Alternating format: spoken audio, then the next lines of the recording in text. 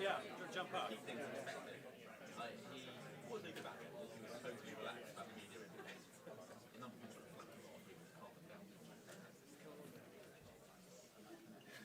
One more down here. You look good there, Dan. Yeah, the right thing to do. Jess, come down to here, yeah. I'm going to get all of them at once. We got Steve and Felicity as well.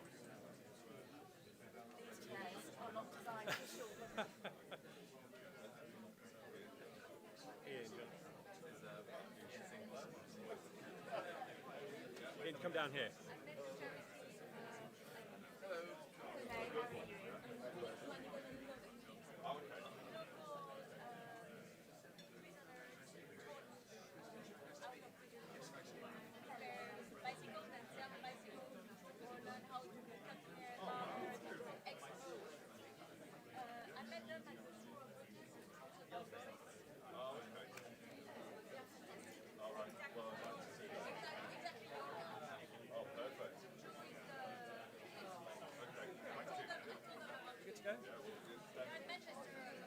Right, let's call this to order.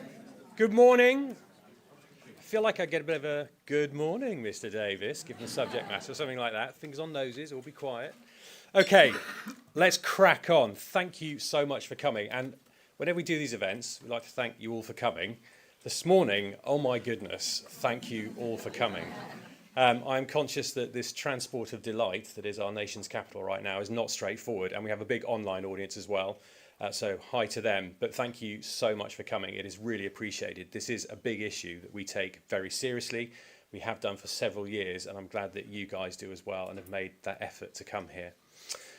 Other thank yous. You'll see panellists here, some people sitting down who you'll see during the course of events. I'll just do some quick introductions to them so you know what you're looking at.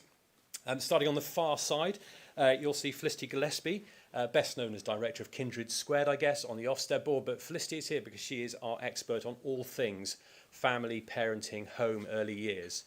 This is a problem at schools, but it is not just about schools. And we wanted to make sure that that voice was represented on this panel. Next to you have Sir Dan Moynihan, CEO of Harris Federation.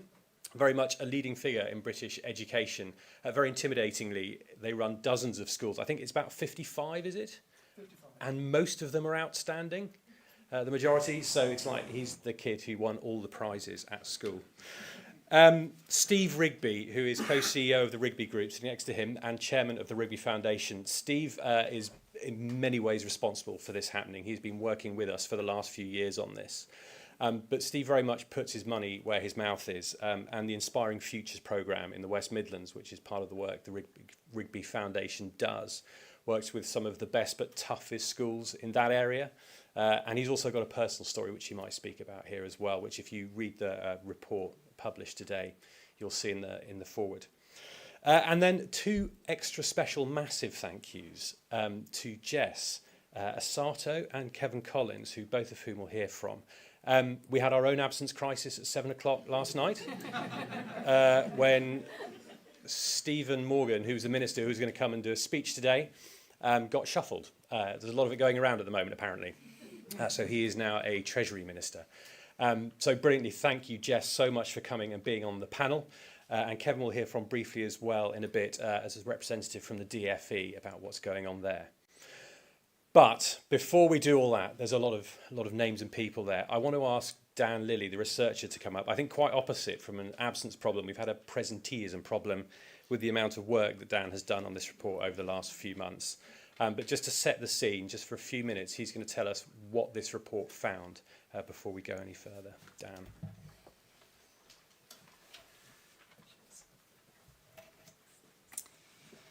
Thank you, Ed. And can I just extend my welcome as well?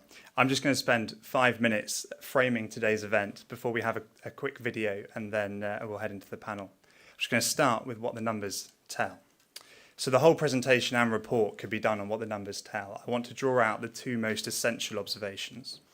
The first of these is that lower level absence, children missing at least 5% of school, but fewer than 30% of days, was flat pre-pandemic. spiked after lockdowns and is slowly reverting. The second is that severe and nearly severe absence, so pupils missing at least 30% of days, has been rising for a decade. The pandemic only accelerated this rise, and it continues to rise. We have one encouraging recovery that we want to accelerate, and one situation still getting worse. Second, to go over the headlines of why this matters so much, why we're all here today, even with the tube strikes. Many of you will know many of these, and I'm sure these statistics will be returned to, so I'm just going to focus your attention to the figure on the right. What this shows, in a nutshell, is that every single 5% attendance band in attendance, so for example, moving from attending 70 to 75% of the time to 75 to 80% of the time, every single one of those bands has a meaningful impact on the chance of a student achieving the expected standard age 11 and then passing English and Maths in their GCSEs. So, why has absence risen in the way it has? We know lockdown had a large impact, but why has persistent absence reverted so slowly, and why is severe absence continuing to get worse? Through many conversations with school leaders, charity leaders, parents and local authorities, many of whom are kindly here today, we have identified 3 root causes. First, the relationship between home and school has fallen out of alignment. As the statistics show, a small number of parents' behaviour towards teachers has become alarming, and that behaviour has changed the way a lot of schools behave to a lot of parents. The result has been a situation where trust has eroded in many contexts, with 2 in 5 secondary school parents saying that it has broken down. Second, educational ambition has faltered for much of the country, and the link between school and work has become less clear. Again, this is not a new trend, but it has rapidly worsened since the pandemic. We see 3 things here in particular. First, in families where parents had a bad experience of education themselves, or where there is no one who works, there is often less educational ambition. Second, there's a growing feeling among many families that school is not helpful for their children. And third, there is a sense that there is not enough enrichment, especially sport, to broaden pupils' horizons and make school a place of true belonging. Finally, parenting. The landscape parents are navigating when raising children has become more difficult, and there are 3 areas to this in particular. We see a concerning lack of school readiness, compounded by a deterioration in the home learning environment, as shown in the figure on the right. Second, we see a striking rise in mental ill health, which has a huge knock-on effect on attendance. And third, we see isolated families who don't have the invaluable support from family, friends and community to navigate difficult seasons when children are growing up. So what do we propose to do about this? There are 3 main areas. First, a renewed contract between home and school, one with more support for parents, but also a greater emphasis on parental responsibility. Second, we want to rebuild the link between school and work, and also to make school more enriching, especially through sport. And third, we want to help families start out on the right path so that they turn up ready on day 1, with the whole family having the right scaffolding to achieve. Thank you.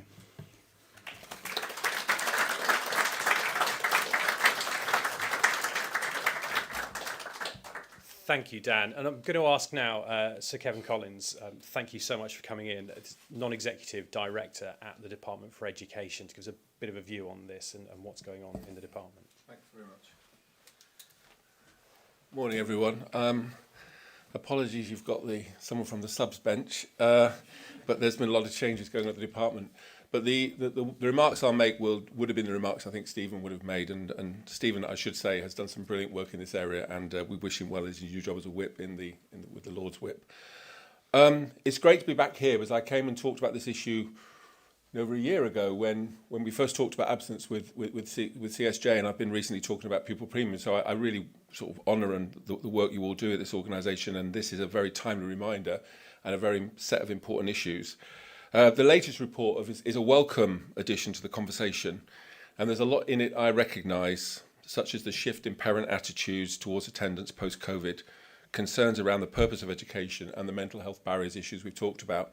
In a previous life, I was the recovery commissioner for COVID, during the COVID pandemic, And many of us, I think, through the data and through the evidence, foresaw that there would be a long shadow and a long legacy of COVID. And I argued unsuccessfully for a much more significant recovery programme, which we're now, in a sense, I think, paying the price for that absence of that real investment at the moment we had the chance.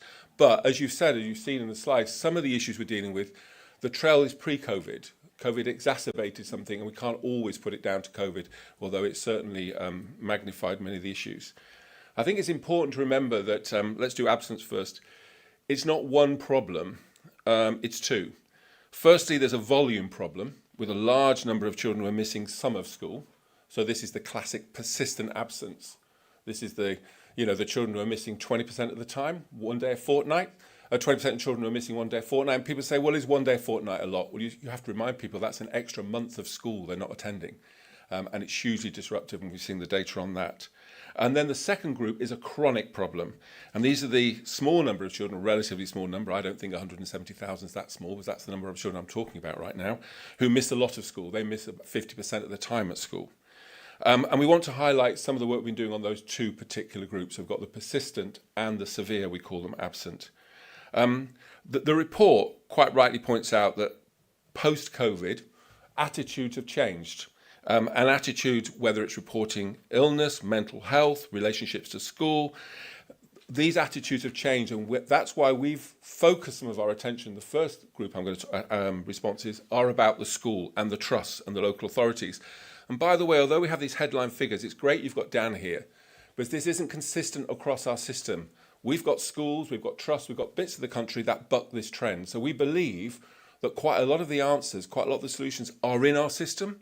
We have to highlight what the best are doing, share that and mobilise that, and I'll come back to that.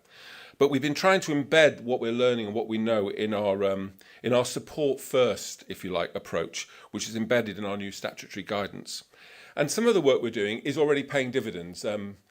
We're not going far enough, but we have begun to kind of turn this tide. Well, we haven't, schools have, through their hard work. So we've recovered 5 million more days in school. So that's equivalent of 1,000 classes of children are now learning full-time who, at the beginning of last year, were absent. That's a 10% drop in the persistent absence number, or if you like, 140,000 fewer children who are persistently absent. That's nowhere near where we need to be, but we're certainly beginning to turn the tide. That's the biggest shift we've seen in a decade. So we are beginning to move this in a way that hasn't been done before, but it takes huge, constant attention and effort from the department and working partnership with the trust. We know there's a long way to go, and we're doubling down on our efforts, and we've announced some new work on our behaviour and attendance hubs, we call them programmes, which is building on the work of previous governments. So from the start of this term, there's 800 schools who are going to work with 600,000 pupils to benefit from our new work of working together to release the best. And that will see 5,000 schools this year benefit from that kind of support. Most of those needing high intensive attention, particularly in the communities that you'll know. We see particular issues around free school meals. We see a massive issue of the white working class. We see these issues exacerbated exactly where the needs are, and that's where we need to focus our attention. I did note in the report that you described severe absence as being at risk of becoming embedded, and that's a really sharp and timely comment, because severe absence can become a lifestyle, and it can move into, if you like, not only your relationship to school, but your relationship to work, and we have to break this idea that it's okay to be semi-detached from what the rest of us do in life. Get up every day, go to school, or get up every day and go to work, which is what should be the norm, and everyone should be reminded of that. We've been scaling up, picking up on your family's work now rather than school's work. We've been scaling up our work on whole family support, and we've invested over £500 million in prevention versus via the Families First Partnership, which is the old Troubled Families model, which is now working directly with families who are mostly in need of support. We've got an alternative provision specialist task force, which works with, we're doing evaluations, and one of my other jobs is I ran the EEF, so I'm very interested in evaluation, which we're working with the Youth Endowment Foundation to try and find out what works best to prevent the slip into persist to a life of absence, if you like, or not engaging in the way we want children to. And we're building our work of virtual school heads who are supporting some of our most vulnerable children. So although you're not there, there's a virtual head who's connecting to you, keeping that lifeline, keeping you connected to education. But we've got to not only, we've got to get you back, we've also got to support you while you're not in order to have a lifeline back. So we're seeing that the rise of this severe absence has begun to slow, and we're seeing that number fall now for children on free school meals. We need to kind of accelerate that work. In a wider picture, which I think is coming through on the slides, absence is, if you like, a canary in the mine of a number of issues. The sense of belonging, the belief that school education has promise, the relationship, the contract between families and schools has fractured. So that's why we're working now on a white paper for schools, which is committed to this idea of achieving and thriving. We need children to genuinely belong, and I really personally endorse the idea of sport, but I think it extends to creative arts, to being participating in something beyond just the classroom, that you have a kind of passion in your life, which schools can support. We've already published a Best Start in Life, which is the early years, where we've now, only last week, announced that 30 hours for families from 9 months until they start school, which is a transformation of available childcare, because we think you have to invest early and build that programme. And the second white paper this term will come out is one on skills for life, and that's this bridge between school and work, which is fundamental to create a sense of purpose and a flight path. I'm deeply grateful for the work that CSJ do on this, and it's in keeping everyone kind of honest and on their toes about it. We just keep needing that message, I think, coming through. But I can promise you that in my work as the lead non-exec in the department and Bridget senior advisor on schools and school standards, it is relentless. The ministers are complete. Bridget is totally focused on the issue and sees it as a fundamental priority as we go forward. But I guess the key message must be for schools to do what they can, and Dan will talk about that, but for parents to do what they must do. It's their responsibility as well. Every child, every day, at school, on time. And that's a shared responsibility, which I don't think we should flinch from reminding parents is the first and abiding responsibility for a parent when they have a child at school. Thank you very much.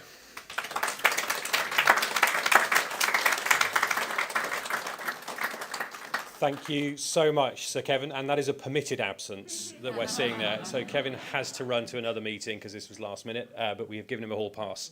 I'm going to bring in the panel shortly, but before we do, we wanted to show you video of some of the people we've been speaking to during the process of this, of what the real stories look like of individual children. So we've got a story from the Grace Foundation, which, assuming the tech all works, we're going to watch now.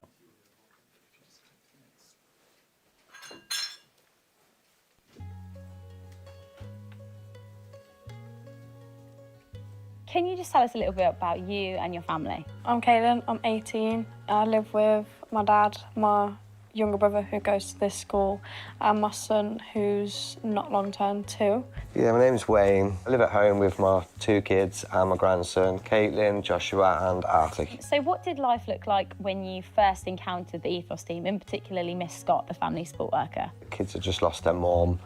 Obviously everything was a struggle, and they helped us through the hard times. It was like automatic help from that moment. She obviously knew what's happened and we just clicked straight away. We spoke about everything and she helped me a lot with going back to school and making sure I was eating, making sure I had what I need. Obviously like a woman figure there, because obviously there wasn't one at home. What was it like getting to know the Ethos team, and how have they supported you over recent years? I found it was a relief knowing there was help and support out there for me and the kids after the kids losing their mum. Because to be honest, I think if it weren't for this, I don't think Caitlin would be here today. You know, and I've been there for them, I've done what I can do for them, but they've needed more help than what they can get from me. It helped a lot with suicidal thoughts as well, because I could say that I felt like this and it wouldn't be like, quick, I'll call somebody. It was, okay, let's break it down to why you're feeling like it and how maybe we can turn it around. Breathe it in, breathe it out, carry on going, and it's really helped. I have had regular phone calls off Miss Scott asking to come in for coffee mornings. Yeah. You know, do we need anything? Do the kids need anything? So the school would provide Christmas hampers, Easter hampers. They've helped with school uniforms for the kids as well. All the essentials that they've needed, really. Yeah. The support is always there. And I know it ain't just for me and my kids, it's for all the kids that need it. And I find if there was more things like that for kids, it'd be a lot better place, you know. And what does life look like now? I would say I'm in a really good place with it right now. I'm excited to get my diploma in health and social and then move on to A-levels and then hopefully go into university. I mean, it's been 4 years since the kids have lost their mum, and to see the progress between, obviously, Caitlin and Joshua, how they were when they lost their mum was a struggle. I thought myself we'd never get through it all. But having the ethos team here and the teachers here for all the help and support, I find it's helped us out really well. Look at me now to what I was then. And what do you think your life would have looked like if you'd have never have met the ethos team? I think personally I would have struggled a lot more. I don't think I would have still been in school. I feel like I needed someone to actually turn around and tell me, like, you are a human. Like, I could come in here and I could rage, or I could sit there and just cry my eyes out. That is what I needed to show me that maybe school isn't just sitting in a classroom and all your problems get ignored. Because Caitlin was at a bad point of her life. She was torn apart. She lost her mum, her best friend, but she's had a lot of help and support through the school and the ethos team, and Scott, and I find, yeah, it's really helped her out, and she's turned out to be a lovely young girl.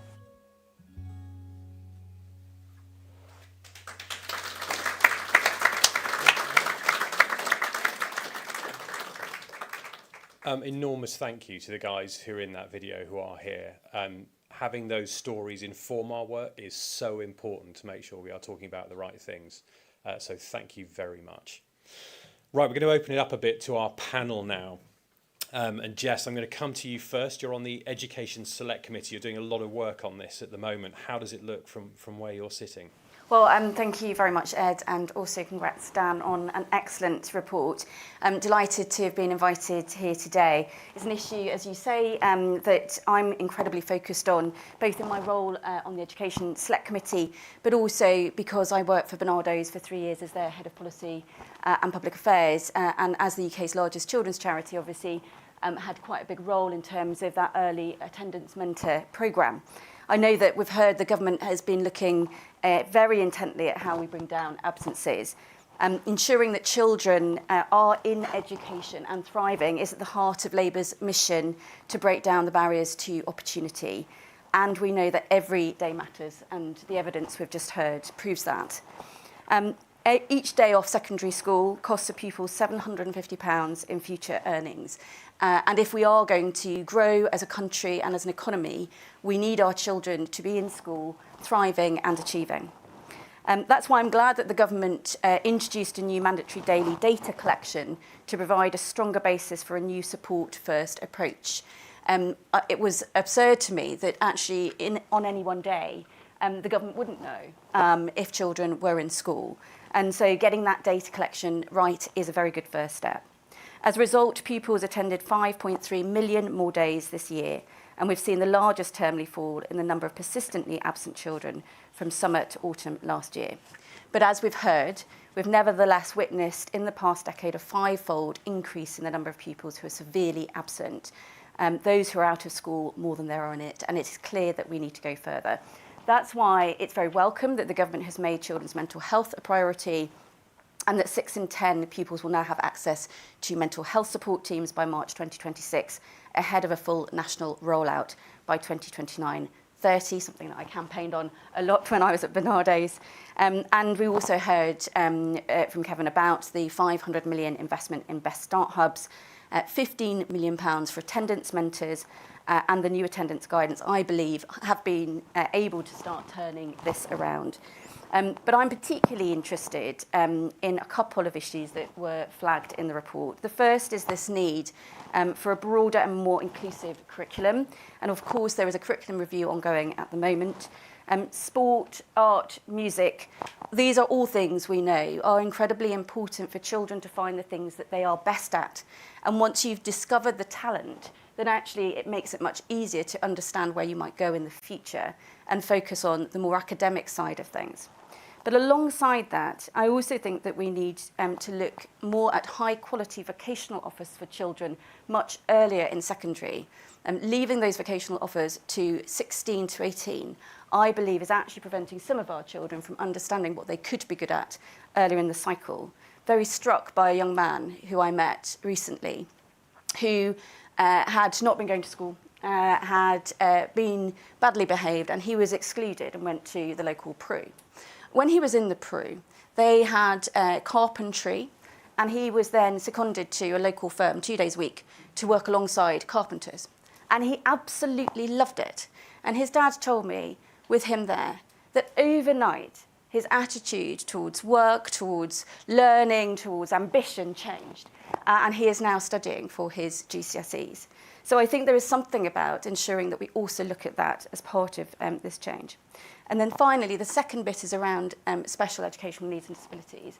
As a constituency MP, SEND is the highest amount of casework in my inbox every day. And I know that there are many parents who would love their children to be in school, but they simply cannot find a place or a place that is suitable. And that there is a battle between schools and the local authority as to what actually would be the best support for their children. So I think we need to focus on that particularly when we look at the white paper coming up to understand how do we make sure that every child who may have special educational needs and disabilities is in the right place with the right supports that they can thrive to. Thank you. Brilliant. Thank you. I think that question of special educational needs has come up a lot recently in our work, and I know we're looking at that. I know the committee's about to launch a big paper on it, and so we are looking out for that. I'm sure that can make up some of our discussion in a minute. Steve, I want to come to you. The Rigby Foundation is doing brilliant work in this space, and you personally have written about this in the forward to our report, that it's personal for you as well. I wonder if you could talk to us a bit about what you're doing in this space as well. So as you say, it's personal to me in the fact that my daughter, unfortunately, at the age of 14, post-COVID, stopped going to school. Separated household, breakdown between parents, very common across the country. It's not about wealth, it's about, frankly, in those situations as parents being unable to communicate. And she fell between the cracks. She's autistic, her mother has some mental health challenges, again, very common things that sit around the country. And despite the fact I had all the means available to anybody in the world, I couldn't get the system to get my child back to school. And 4 years on, she still hasn't returned to school. Now, she's in a fortunate position, you know, she'll be protected in her life. But were she not in that position, she's starting life in an incredibly difficult space. Thankfully, she's now starting to recover some of her challenges. But importantly, what she lost was her structure. She lost the structure of her life that school provides. She lost friendships, she lost her sports activity, her ability to interact with other people. So she starts today at the age of 18 at a much lower position than she was at 14. And that whole process is replicated across the country. So that was one of the reasons of supporting this work. And I see in the work that we're doing in schools, and we're grateful to be supporting the Grace Foundation as an example in their 12th school at the moment in the east of Birmingham.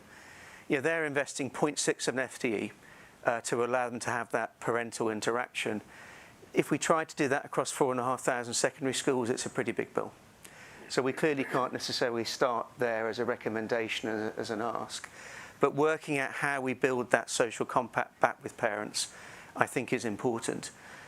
I was intrigued in the report to read that only a third of primary schools are engaging their parents constructively. And that can't be the answer. I think we have a role to play as educators to ensure that we do engage parents and they understand, even if their own life experience at school wasn't enjoyable or wasn't beneficial, that doesn't have to be the case for their child. So I think that's important, but ultimately it does come down to the parents owning responsibility. When we were children, if you were on the street, a stranger would say, "Why aren't you at school?" It was such a rare thing to see, and today it's accepted as a norm. 1.5 million people is the size of Manchester, central Manchester, Liverpool and Leeds combined, and that's the number of children missing school 1 in 10 days in our country today, and that simply can't be a sustainable answer. I do think part of the challenge is about making school more enjoyable. I'm pleased that there is a curriculum review happening at the moment. I fear it's not adapting fast enough to the change in the world, and we have this amazing opportunity with AI ahead of us as a country and as a world, and we have a huge societal shift about to happen, which will create, in my opinion, the most significant social imbalances we've ever seen if we're not careful. And I think that curriculum change and making school interesting, making it worthwhile, is critical. I went to a school recently that we're supporting, has 100% ethnicity, many people who are socially mobile. And I walked into 3 lessons. One was maths, great. We all know maths is a critical subject that dictates your life chances. But I also walked into a history lesson talking about Russian Tsars, and I walked into a French lesson. And many of these people didn't have English as their primary language. And that can't be the right situation to have a one-size-fits-all curriculum applied into different social settings, different economic settings for young people. So I would just urge that work on curriculum. Most important of all today, we have to face and lean into the AI issue. There is some good work happening in certain places, but in my opinion, not enough. And B, we have to think about the social makeup of the country, which is changing very fast. In Birmingham, where I work, we're about to see 10% population movement, positive movement. In other parts of the country, it's shrinking.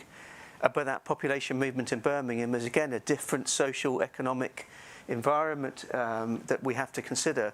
And the structure of the curriculum, I think, has to be a consideration. So these are big issues for us all to fix. We know money's tight. We haven't got lots of money to throw around.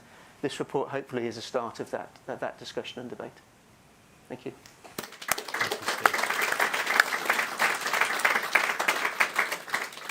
Thank you, and it's brilliant work you're doing in those schools, and thank you for being honest about your personal story as well. I really appreciate that. So Dan, I thought Kevin Collins basically said you guys have fixed this at the Harris Federation, so looking forward to this bit. It's not true. From a school's perspective, we find it certainly the case. We've got 55 schools in London, mostly in high disadvantaged areas, with large numbers of students eligible for free school meals. Most were previously failing schools. It's pretty clear that absence is the new normal for many families. School is increasingly seen as optional. And as has been said earlier, that started pre-pandemic. It's accelerated by the pandemic, but there's something else going on, not just the pandemic. And casual absence, missing Mondays and Fridays, is really quite commonplace. And persistent absence is missing 10%, but there are many more families who are missing between 95 and 100%, and between 90 and 95%. So that kind of absence doesn't register as persistent, but is still there. And many of our head teachers would say that one key difference is that pre-pandemic, it would be the adults in the family who would decide whether the child went to school. Increasingly today, it's the child decides whether, in many families, they're coming into school. There's a real change in the dynamic there, and therefore the report's suggestion that before parents are fined they do an attendance awareness course has real merit, because there are some families that could do with the support to reinforce the fact that as parents they have agency. They're the adults, they're in charge, they can make things happen. The other drivers are, obviously there's a lot more issues in mental health. Many more families are suffering from mental health issues. That's definitely true, but it's also true that anxiety, which we all suffer from time to time, and we go about our business, is now defined increasingly by many pupils and families as unacceptable. So the kinds of real life anxiety that we all have, some families feel that's above the threshold, and therefore support for them is needed. And again, the idea of the course is a really good one. The other driver is the crisis in special needs provision. As we know, the SEN system is overwhelmed. Children are demanding education and support plans, can't get them. Local authorities are overwhelmed with demand. That system needs reform hugely. There are £2 billion a year being spent on providing taxis for those kids. It's insane. So it needs a look at. The government is looking at it. But because special needs can't be supported properly, those kids their needs are not being met. And that increasingly leads to suspension for SEN kids. Suspension breaks the kind of pattern of attendance and then leads to more absence. That's another kind of area that needs looking at. Interestingly, absence through protest is one of the things that schools are finding, particularly in disadvantaged areas, where parents disagree with the rules that they'd signed up to on joining the school. And it's increasingly common to have parents take their kid out for a time because they won't accept the sanction for breaking whatever the rule is. And therefore, this whole thing about a home-school partnership is absolutely essential. So we build a greater understanding and greater engagement with families in what goes on in schools. And the biggest one of all for me, and the thing I suspect has led to the change pre-pandemic, is social media. And many families are unable to control the consumption of social media, not just the children, the parents as well. And it leads to tensions among children in the community, tensions in the school. It leads to youngsters who are too tired to be in school because it provides an alternative engagement and an alternative reality that they can be in all day long. And they need education about that. And if we're having an attendance awareness course for those that need it, this needs to go into it. Not just the economic cost of being absent to the child, but these other things. And it matters. Our schools are in really disadvantaged areas. When those kids are not in school, what are they doing? They're not at home. They're out in areas where gangs are rife, drug consumption is rife. They're at huge safeguarding risk.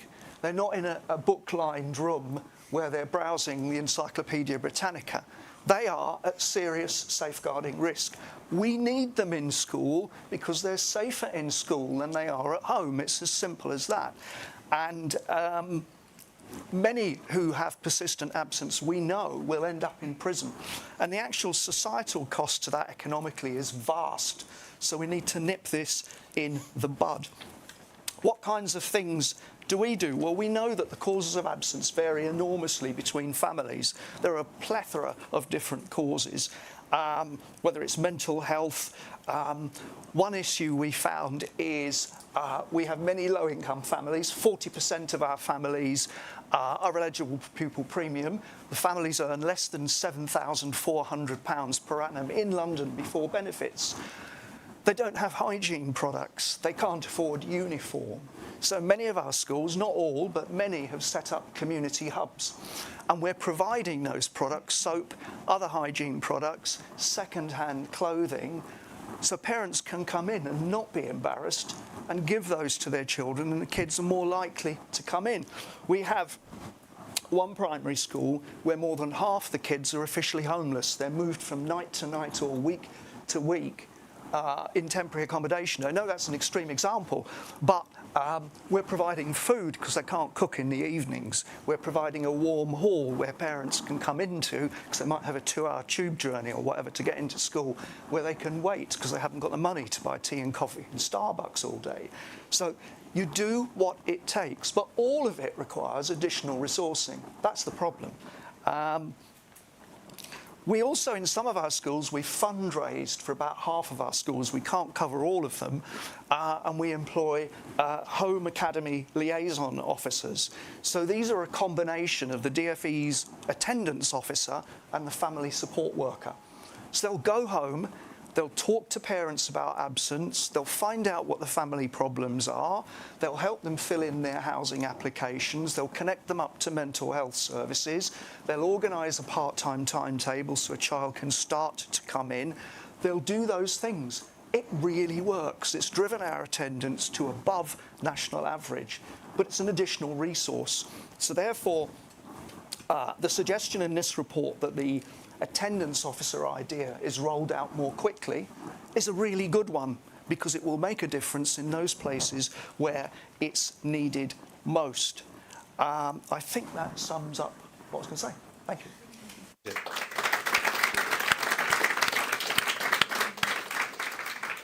Thank you, and I'm glad that your schools will be adopting all our recommendations by the sounds of it, which sounds wonderful.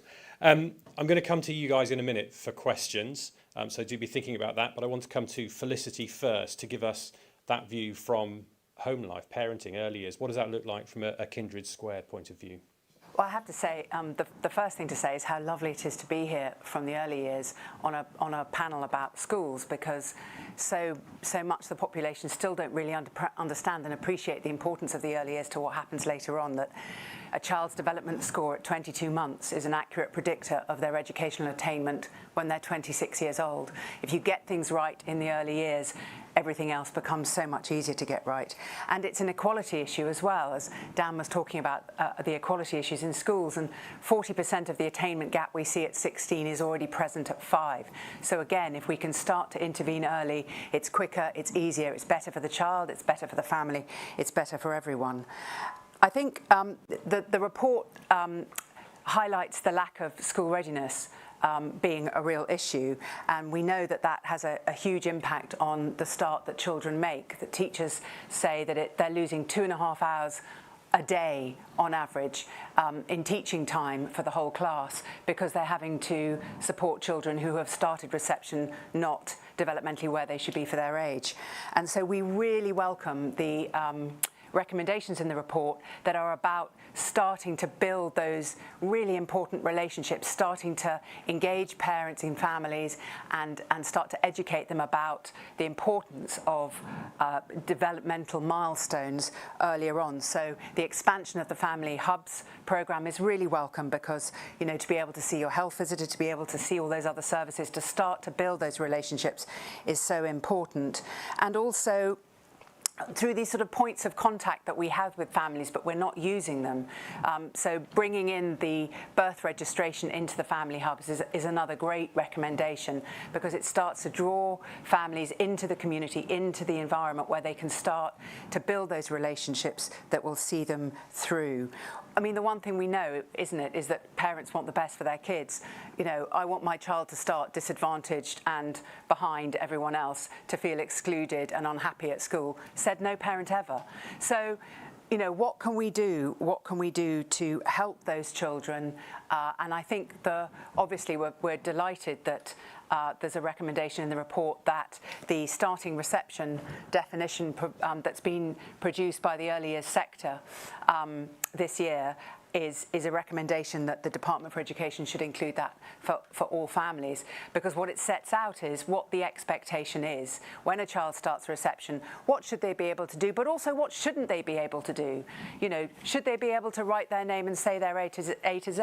No, absolutely not. But they should be able to make an intentional mark with a crayon or a pencil. You know, should they be able to do a forward somersault? No, but they should be able to climb the stairs 1 foot at a time with the aid of some support from the wall or the banister.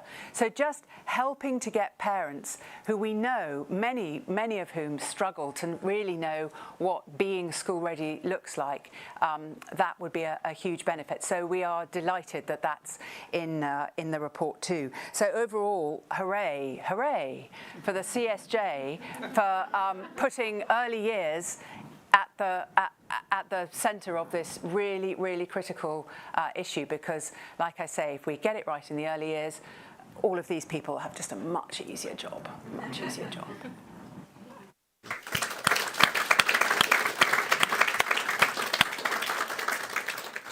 I think hooray for the CSJ is going to be the tagline on our annual report this year. I can see that working. Right, I want to open it up to you guys. It's questions from the floor. Normal rules apply. If you can say your name and where you're from. If you can have questions, not speeches. If you're pointing at a certain member of the panel, do say. And also if you can wait for the microphones so that people who are watching online or recording can hear you. Straight up. Let's go there. We've got a microphone coming around behind.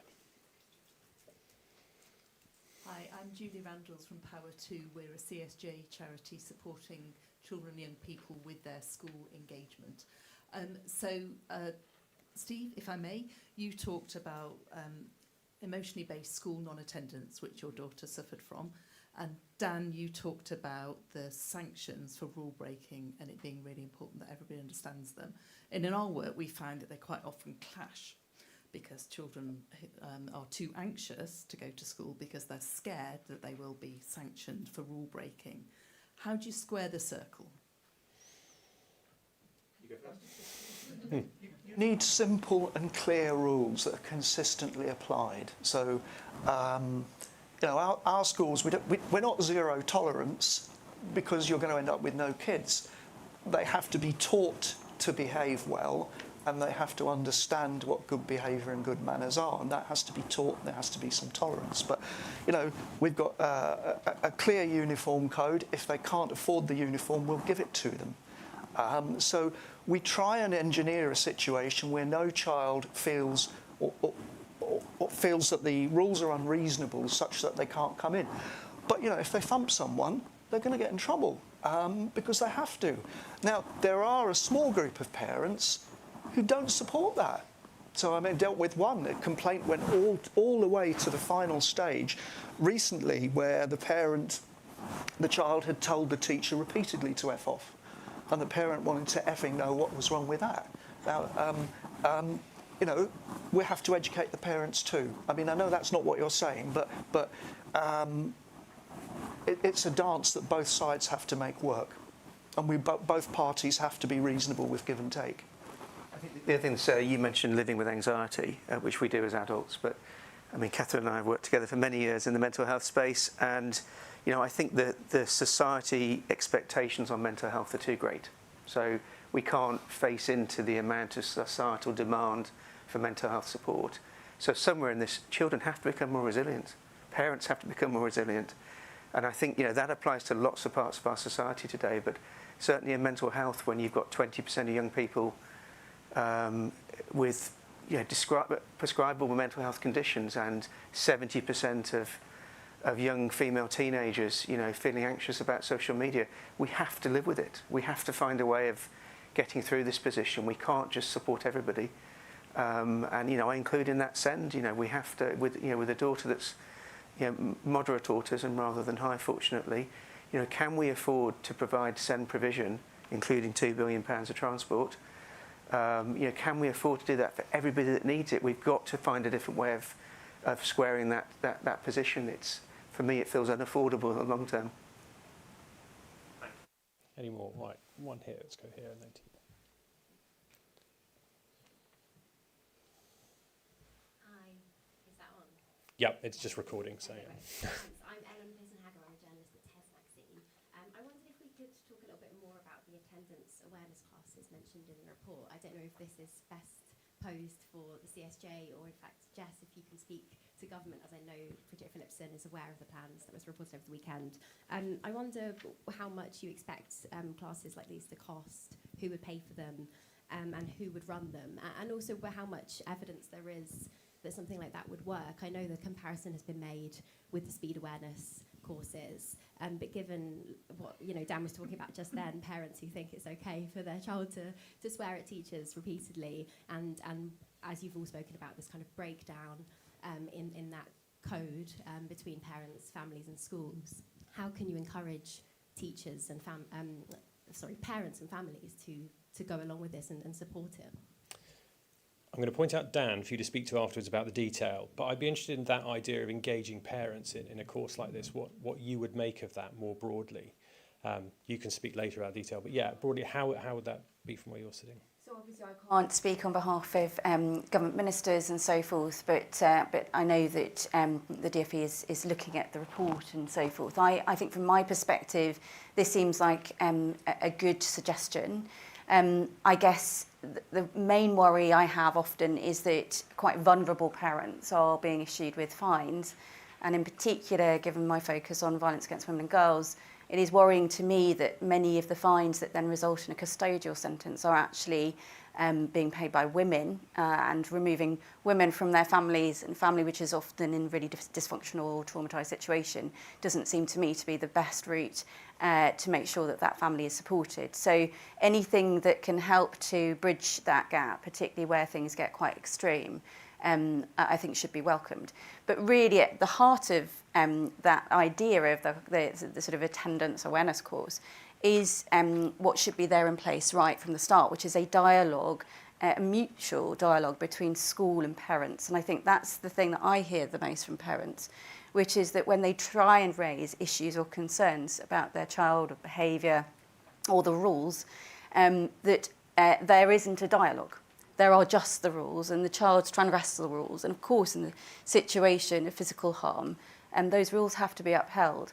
But what there isn't is that sense of, but why did the child behaviour in that way?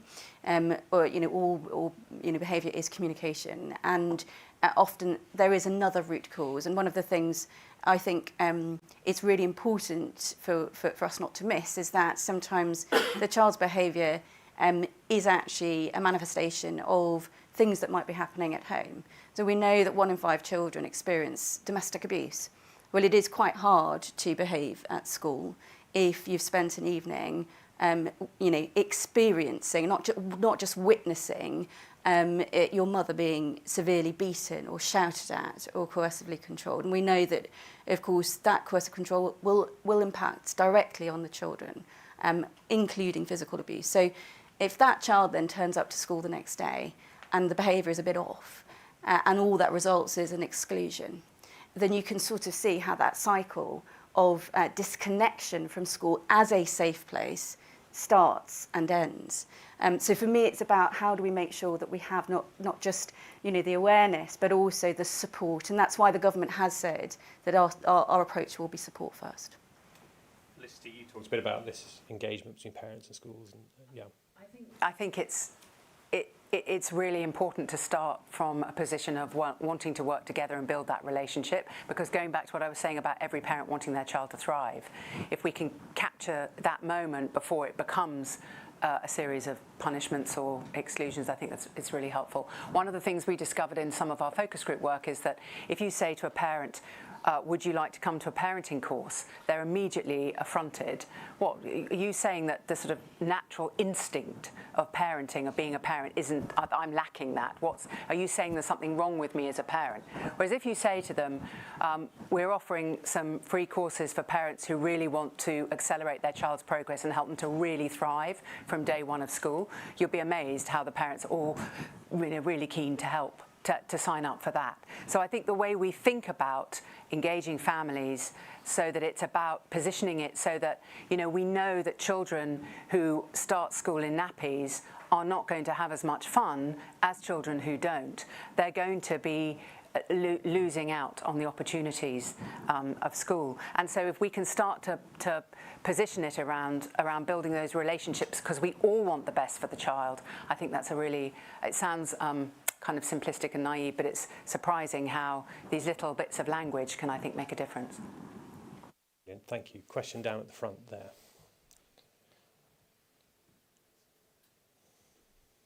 Hello, Senna from Delalio Rugby Works, a charity that works with young people who've been permanently excluded from school. Love the report and love what you've all said, by the way. My real concern here is that partly that we seem to be back where we once were. Education welfare officers sounds like they're coming back under a different name. So my number one concern is that we keep forgetting about kids, and we forgot about them badly in the pandemic. So part one of questions, how do we ensure that we consistently put children and young people first instead of at the back of the sodding queue? And number two is, I am really concerned that education simply isn't relevant anymore. And I'm delighted we've got a curriculum review going on, but I don't believe it is going to even get us to a current point, let alone a point for where it's still going to be relevant in 5 years' time. So what do we need to do to actually be much, much more ambitious about what we're putting into schools? You there? Is it all irrelevant? I don't think it is all irrelevant. I mean, we deal with lots of low-income kids, and I understand the point about vocational courses. But if they don't know historical references, they don't know where places are geographically, they haven't got basic English and maths. If they haven't done those academic subjects, then they haven't got the cultural references. So it's a question of, I don't know, back in the 70s and 80s when London was a hellhole and schools had terrible standards, they were the worst standards in the country, there was no national curriculum. And schools, I know you're not suggesting that, schools could choose what they taught, and often for low-income kids, they got a second and third-rate curriculum, which limited their employment prospects. So relevance is important, but we have to be careful that it can't all be about what's really interesting in the moment, because learning can be difficult and worthwhile learning can be difficult. We need to have a balance in the curriculum, and I'm hoping that's what the curriculum review will do. probably not a popular answer, but that's what I think. Can I just say one thing about Yeah. the 70s and 80s that Dan was mentioning? In the 70s and 80s, 83% of children were out of nappies by the time they were 18 months old. Now we have 1 in 4 starting school not toilet trained. So I just wanted to... The 70s and 80s weren't all bad. I mean, you know. I think we've got time to squeeze in one more question. Let's get right down the front here. That's right. Hello, my name is Amelia Winter. I've been a volunteer French A-level teacher for 6 years now.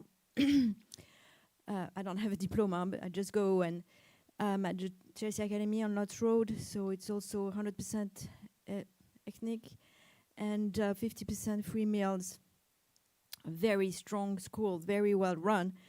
What is shocking to me is that I teach one-on-one and my kids simply don't show up without emailing me, it's like, shouldn't it be and I tell them, listen, I'm coming from my home, it's my time, I'm not paid, this is really rude to me.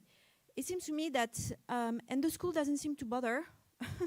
I go to the person in charge saying, is the kid in school? Oh no, they called, they said they had a headache or something. It's like simple manners aren't be taught. It's like, I respect you, you respect me, I show up in school, you show up in school. It goes together. That's number one. And manners are not being taught. And then the second thing is nobody tell them that if they don't show up, every year I've got a kid that shows up once or twice in the whole year. If they don't show up, they'll have a D or an F instead of a B or a C. I can do everything I can, but I can't teach if they're not around. So how do we give this message? And they're like, oh, miss, but I didn't know I had to email you if I'm not coming. I'm like, and I'm going to show up? It seems to me there is... Who wants to pick this one up? This is sort of about children just not having the basic social skills to do the nuts and bolts of that. Who wants to pick that up? Was it state or independent school?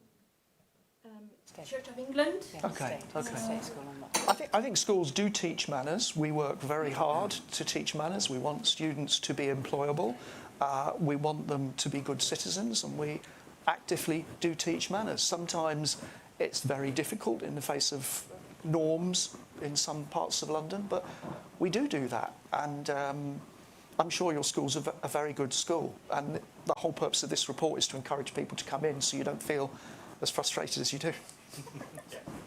Yes, I was just going to say briefly, I think the conversation about manners is incredibly important, but it extends to the whole population. And anybody who works in frontline, whether that is in education, policing, the health service, or indeed, yes, us MPs, have recognised that standards of respect and behaviour across adults and children has declined to the point where it is actually very threatening and abusive. And we've seen attacks on teachers increasing year on year on year. I think that we should be worried about this. From my perspective, a lot of this, I believe, is driven by social media which does not uphold norms of respect and decency. And certainly for children, it's well known that I have been very much supporting the idea that we should raise the age of social media access for children to 16. And there is nothing on social media that I think that children should be seeing until that age. And certainly very, very glad that the government through the Online Safety Act previously under the Conservatives introduced age verification, which I was celebrating coming in at the end of July. But frankly, we have opened up an adult world, and in a world that's driven not by adults who are necessarily respectful, but those who have a commercial interest in making money out of the eyeballs on what they see. And we know that advertising will go to wherever there is, most dysfunction. And so actually it is, videos of people fighting or threatening each other with knives or swearing at each other, people being rude to each other in the street. That is what teenagers are seeing. So it's no, sort of surprise that that's how they think that everyone behaves, and that's totally fine. And so for me, getting a bit of a grip on that with our children will hopefully help to create a new generation of children who understand what wider respect means in society. Just linked into that, I think that the cost of deploying Yonder in every secondary school in the UK is a little over £100 million. It's a relatively small sum of money in the context of stopping our children have mobile phones in schools. I mean, that's a sort of almost a public-private call for arms, as it were, that you could raise relatively straightforwardly. It's not a particularly large, in my opinion, capital number to raise, and would make a huge difference. Well, I certainly personally support, a smartphone ban in schools. Those schools that do have, proper full-day bans, we know that they see better attainment and calmer schools. But clearly, the government always wants to strike the right balance between prescribing things for individual schools and letting schools understand their local populations. But certainly I believe that the evidence is building both in the UK and internationally on the need for this. And I personally think it would be very beneficial. But, I'm biased because I have 2 children not yet in secondary who don't have phones and probably won't get phones. But, I want there to be standards across everyone else so that they don't feel left out. I just wanted to say that our research also says that, like at the risk of sounding like a cracked record, this does begin in the early years. We have 28% of children starting reception are unable to know what to do with a picture book. I don't mean can they read. They don't need to be able to read. That's inappropriate. But they actually don't know about turning pages. They're swiping. They're tapping. They can't figure out what to do with this thing. 28%. So again, if we can start to encourage parents to understand the importance of reading to your child and not giving them a tablet when they're 2 and 3 years old, we start to instill those sort of natural, well, not natural, but normalise the sort of the non-screen activities that develop into the social media problems that we see later on. Which supports the family hubs idea in every area, because that's where parents will get it at birth. Yeah. So. Thank you. I'm going to put in a quick plug at this point as well for our upcoming Lost Boys work. We're going to be talking a lot about screens, early years development, that sort of thing, and that's due in the autumn, so do look out for that. I'm afraid time's winged chariot has just about beaten us to the end of our time together. If I may, I'd say thank you to the panel.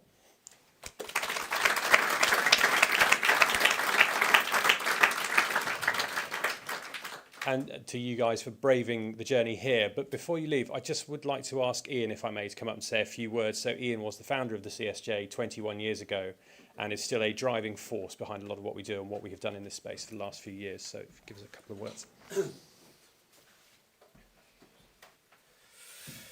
Well, first of all, can I start by thanking the panel for being here and at short notice. It's much appreciated. It's a hugely important report, this, because we've done work on this previously at the CSJ. This is now doubling down on that. And I think, I hope the government will look very carefully at this because it has some fantastic things in it.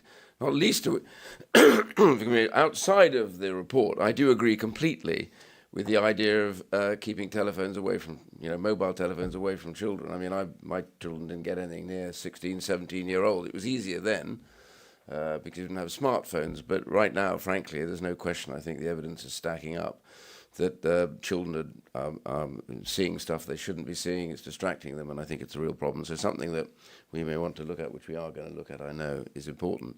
The other bit was really about parents. I remember the great statement in locus parentis. They used to be accepted all the way that when you take your children to a school and you hand them over, that the respect is mutual, that you are handing them over for that parental responsibility there to be with the teacher, with the school. And they in turn have to recognize, therefore, that they owe back to the parent the responsibility of improving and moving the child on so that they take over again when they're there.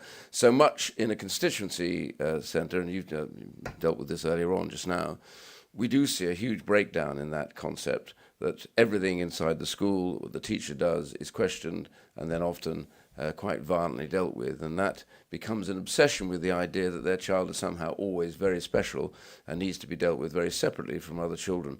So this idea about rules are there at the end of the day to guide us. And an appreciation of that cuts both ways with schools and with parents. And I think these things from the report are really important. One final thing I will say, Early years, I've been an absolute exponent of early years for a long time now, but I have to tell you, when I was in government, the thing I found, it's a little advice for anybody else that wants to be in government, is that when you deal with something which is about well ahead of the problem, dealing with it, immediately the Treasury starts to ask you exactly how they're going to pay for that. And they don't see the return 10 years on from now. What they see is the expenditure here and now. And I had endless arguments that this is an investment. And they don't really like that concept because they do a year-by-year expenditure problem. So there has to be a great deal of extra work done on this to show that the early years area is the most critical bit, I think, in any of this. And I'm really pleased, by the way, that the report has put that in the report, because without something changing on early years, you will never get an improvement at 16, 17 and 18, because the damage will already be done and lots can happen. And one final thing I just say before I finish on this. When I was Secretary of State for Work and Pensions, we were approached by a couple of schools who said that they had a problem because they didn't think the idea of careers education in schools was very good. And I have to say it's been a thing that I've believed in for some time, that they don't really know what they're talking about half the time, because much of it is delivered by teachers and not necessarily by those who understand. So I put at their agreement members of the DWP who actually were responsible in their local area for finding the jobs vacancies and then advertising them. So they go around talking to businesses. They knew what kind of work was available in the community. And what they would do is come in, so for about a year they did it, to talk to children at the age of 13 and 14, and just to explain to them what would be available for them if they left school at 15, and what happened if they went on later. And they just showed what kind of qualifications did you need to get particular jobs. And believe it or not, everyone said, well, no, it would be no good because they won't listen. Well, they did listen. It was quite intriguing because they wanted a job. They weren't thinking of a career, but then they were explaining to them that this job will not be available to you if you don't have a maths qualification, if you don't have some kind of other qualification. And it was listed. They brought the businesses in who talked about various types of vocational education, including apprenticeships. And the schools that we did it with had a much higher level of attendance directly after that, because the parents were involved as well. In other words, they began to understand the world outside and what was required of them in school to achieve something in the world outside. I'm sure schools do a lot of that now anyway from their own bat, but it was just a real eye-opener for myself that actually if you engage children and their parents reasonably well, and then what actually happens at the end of it is that they get persuaded by the idea that school is actually a necessity. And if you look at the migrant communities that are coming to the UK, they think education, quite rightly, is a way out, a way of improving their lives and those of their children. And we used to have a lot of that, but that has fallen away in some communities. So having that idea that there is a purpose to this, I think is critical, and that's what this report's all about. So thank you very much indeed, everybody, for A, attending, B, when all the traffic is stacking up outside. But nonetheless, this is not party political. This is all about children and schools and what we can do together to solve the problem that we face. Thank you very much.